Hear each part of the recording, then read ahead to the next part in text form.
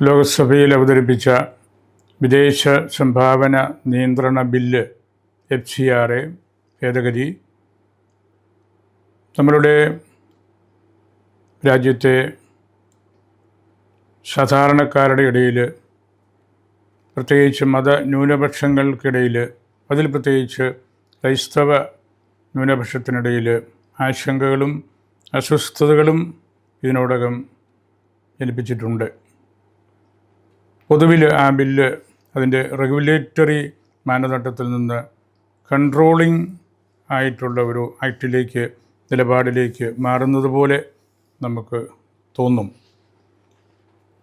British നിയമ വ്യവസ്ഥിതിയെ സംബന്ധിച്ചിടത്തോളം വലിയൊരു സംഭാവനയായിട്ടാണ് ട്രസ്റ്റ് നിയമങ്ങളെ തത്വചിന്തകന്മാർ പരിഗണിക്കുന്നത്. പൊതുമുതൽ കാര്യമായി ഭരിക്കുന്നതിനുള്ള സംവിധാനമാണിത്. കാര്യക്ഷമമായ ഭരണം പൂർണ്ണമായും ട്രസ്റ്റികളുടെ ഉത്തരവാദിത്വത്തിലാണെങ്കിലും ട്രസ്റ്റികൾ പൊതുമുതലിൻ്റെ ബെനഫിഷ്യറീസ്, ഗുണഭോക്താക്കളല്ല. ട്രസ്റ്റുകളുടെ തലപ്പത്ത് ഇരിക്കുമ്പോഴും അതിൻ്റെ ഗുണഭോക്താക്കൾ പൊതുസമൂഹം മുഴുവനുമാണ്. ട്രസ്റ്റികൾക്കുള്ള വ്യക്തിപരമായ നേട്ടങ്ങൾ നിയമപരമായി തന്നെ അതിലെല്ലാം തടഞ്ഞിരിക്കുകയുമാണ്. കാലാകാലങ്ങളിലായി FCRA ആക്റ്റിൽ അമെൻമെൻറ്റ്സ് വരാറുണ്ട്, നല്ലതുമാണ്. നിയമത്തിലെ ലൂപ്പ് ഹോൾസ് അടയ്ക്കാനും കാര്യക്ഷമമായി നിയമം നടപ്പിലാക്കുവാനും വേണ്ടിയാണ് ഇത്തരം അമെൻമെൻറ്റ്സ് നടത്താറുള്ളത്. ഇപ്പോൾ തന്നെ കർശന വ്യവസ്ഥകളുമായി നിലനിൽക്കുന്ന FCRA വീണ്ടും കർശനമാക്കുന്നത് സതുദ്ദേശത്തോടു കൂടിയാണോ എന്നുള്ള സംശയമുണ്ട്. ഗവൺമെൻറ്റിന് ജനങ്ങളുടെ എല്ലാ ഭൗതിക ആവശ്യങ്ങളും നിറവേറ്റാൻ സാധിക്കണമെന്നില്ല.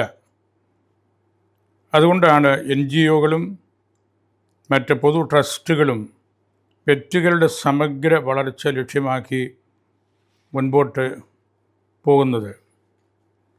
രാഷ്ട്രത്തിന് അതൊരു കൈത്താങ്ങാണ്.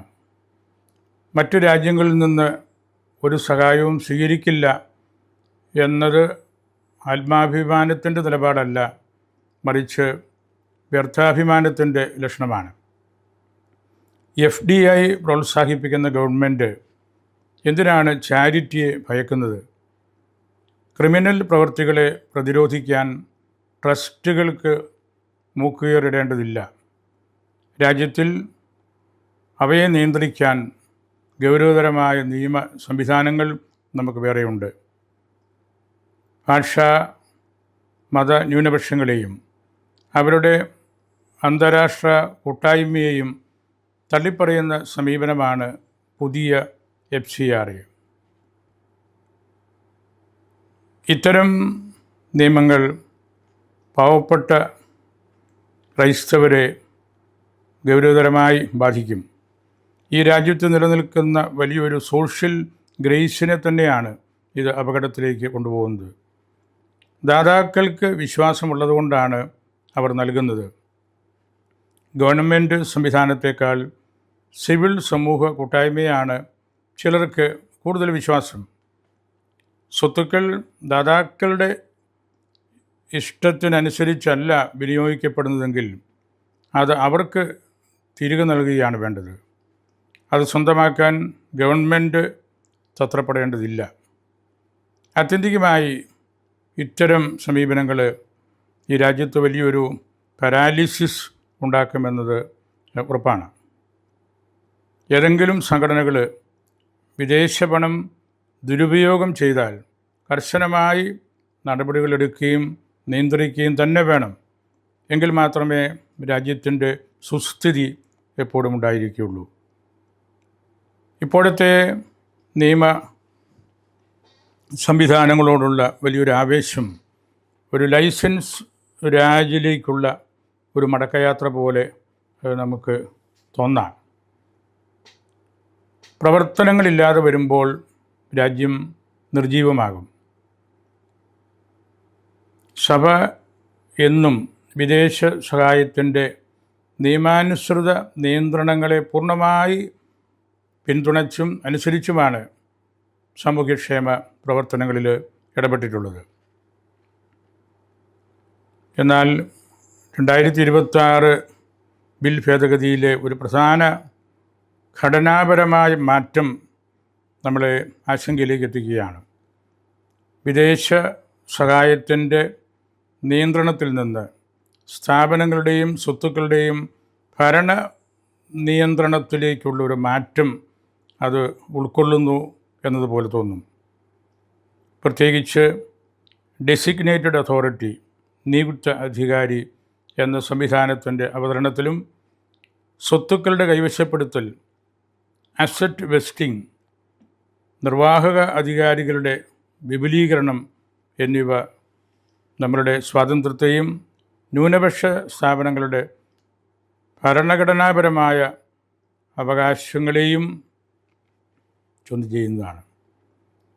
സഭാസ്ഥാപനങ്ങൾ ലക്ഷക്കണക്കിന് ആളുകൾക്ക് സേവനം ചെയ്തുകൊണ്ടിരിക്കുകയാണ്. അവരുടെ പ്രവർത്തനങ്ങളെ രാഷ്ട്ര നിർമ്മാണ പ്രവർത്തനങ്ങളായിട്ടാണ് എന്നും നമുക്ക് കാണാൻ സാധിക്കുന്നതും അല്ലെങ്കിൽ കാണേണ്ടതും. അതിനാൽ ദേശീയ താൽപ്പര്യവും ഭരണഘടനാപരമായ അവകാശങ്ങളും തമ്മിൽ സമതുലിതാവസ്ഥ ഉണ്ടെന്ന് നമ്മൾ ഉറപ്പുവരുത്തണം. ഈ ബില്ല് നേരിട്ട് മതസ്വാതന്ത്ര്യത്തെ കയറി ആക്രമിക്കുന്നില്ലെങ്കിലും അതിലേക്കുള്ള ഒരു നോട്ടം ഉള്ളതായിട്ട് മനസ്സിലാക്കാൻ സാധിക്കും. ഫണ്ടുകളുടെ ലഭ്യത കുറയുമ്പോൾ, സ്ഥാപനങ്ങളുടെ സ്വത്തുക്കളുടെ മേൽ നിയന്ത്രണം ഉണ്ടാകുമ്പോൾ സഭാസ്ഥാപനങ്ങളുടെ പ്രവർത്തനവും ഭരണവും അവതാളത്തിലാകും. ഇവിടെ മതപരമായ സേവന പ്രവർത്തനങ്ങൾ ഭരണഘടന ആർട്ടിക്കിൾ 25, സ്ഥാപനങ്ങളുടെ നടത്തിപ്പ് ആർട്ടിക്കിൾ 26, ന്യൂനപക്ഷ വിദ്യാഭ്യാസ സ്ഥാപനങ്ങളുടെ ഭരണ സ്വാതന്ത്ര്യം ആർട്ടിക്കിൾ 30 എന്നിവയിൽ നെഗറ്റീവായിട്ടുള്ള കാഴ്ചപ്പാടുകൾ ഉണ്ടാകുമെന്നുറപ്പാണ്.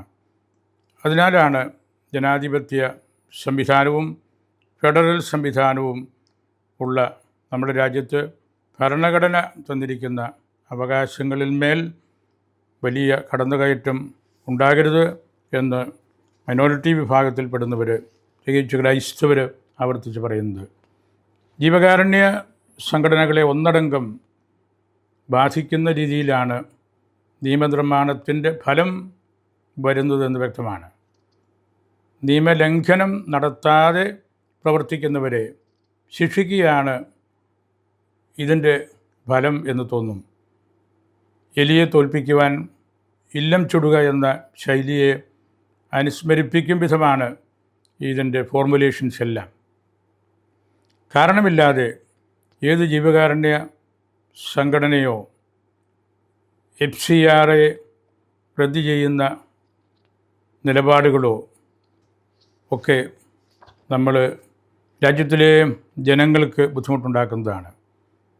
ക്രിസ്ത്യൻ മിഷണറിമാരായ വൈദികരും സിസ്റ്റേഴ്സും ജീവിതം മുഴുവൻ പാവങ്ങൾക്ക് വേണ്ടി സമർപ്പിച്ച് ശുശ്രൂഷ ചെയ്യുന്ന ഗ്രാമീണ സ്കൂളുകളും ഡിസ്പെൻസറികളും മിക്കവാറും സൗജന്യമായിട്ട് നടത്തുന്നതാണെന്ന് ഈ രാജ്യത്തിൽ എല്ലാവർക്കും അറിയാം. അവരുടെ സമർപ്പണം ദേശവിരുദ്ധമല്ല. അവരുടെ സേവനം ലഭിക്കുവാൻ ക്രൈസ്തവരായിട്ടുള്ളവരും അല്ലാത്തവരും ധാരാളം പേര് ഈ രാജ്യത്തുണ്ട്. അവർ ഉത്തമ പൗരന്മാരായി മാറിക്കൊണ്ടിരിക്കുന്നതും ഈ വക ശുശ്രൂഷ വഴിയാണ്. അല്പമായ സാമ്പത്തിക സഹായം അവർക്ക് ലഭിക്കുന്നത് തടഞ്ഞാൽ അത് ബാധിക്കുന്നത് ധർമാശുപത്രികളെയും കുഷ്ഠരോഗിക കെയർ ഹോംസുകളെയും ഗ്രാമീണ സ്കൂളുകളെയും ഒക്കെയാണെന്ന് നമ്മൾ ഓർത്തിരിക്കണം. ആർബിട്രറി എന്ന രീതിയിലുള്ള കൃത്യമായ നിർവചനമില്ലാതെ, നിയമനിർമ്മാണ സഭയുടെ അറിവില്ലാതെയും ഫണ്ടുകളുടെ ഉപയോഗത്തെ നിയന്ത്രിക്കുവാനുള്ള പ്രൊവിഷൻ ഇതിലുള്ളത് ഭാഗികമായി സെലക്റ്റീവായി ചെയ്യാനുള്ള വകുപ്പ് ദുരുപയോഗപ്പെടുത്തിയേക്കാം. അത് സെലക്റ്റീവായി നിഷേധിക്കാനുള്ള മട്ടിൽ ഉപയോഗിച്ചു എന്നും വരാം. നിയമനിർമ്മാണ സഭയുടെ മേൽനോട്ടം എടുത്തുകളയുന്ന രീതിയിലുള്ള നിയമം നിർമ്മിച്ചാൽ അത് സഭകൾക്ക് മാത്രമല്ല, അതിൻ്റെ ആത്യന്തിക ഫലം ലഭിക്കാതെ സാധാരണക്കാരുടെ നിലവാരവും അതിൽ നഷ്ടപ്പെടും. അവർക്ക് കൂടുതൽ ദുരിതം ഉണ്ടാകാൻ മാത്രമേ ഇത്തരം സമീപനങ്ങൾ ഉപകാരപ്പെടുകയുള്ളൂ.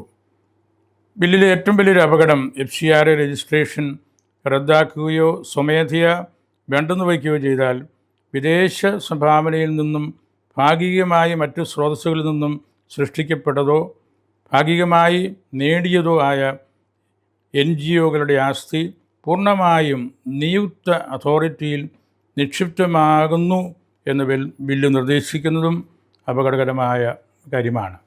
സന്നദ്ധ സംഘടനകളുടെ സേവനങ്ങളെ തടസ്സപ്പെടുത്തുന്നത് സാധാരണക്കാരായ ഗുണഭോക്താക്കൾക്കിടയിൽ അമർഷവും അസ്വസ്ഥതയും ഉണ്ടാക്കുന്നു എന്നത് ഞങ്ങളുടെ മനസ്സുകളെ വേദനിപ്പിക്കുന്ന കാര്യമാണ്.